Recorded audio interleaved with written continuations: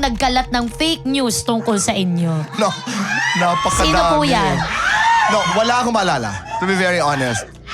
Sino ba? Kahit lang po, may top 5 po ninyo, mga na... And, you know, five. the worst thing that was the worst rumor that was, para sa akin ha, that was spread, hindi ko talaga ma-trace. Nung ako'y nagkasakit 2013 or Apo. 2012, for the first time, yun lang ang pagkakataon na ako'y na-ospital, dahil hindi naman ako sanay sa ospital, 2011, 2012 yata, na ako'y namatay.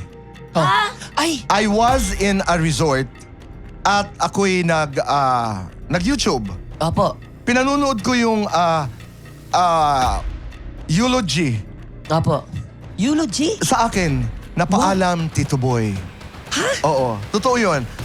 Who did that? Hindi ko alam. Pero spend a lot of time, resources to be able to do that. Eh lahat naman yata tayo pinatay na. Pero yun talaga ang hindi ako makapaniwala. That someone would actually spend time and effort para patayin ka.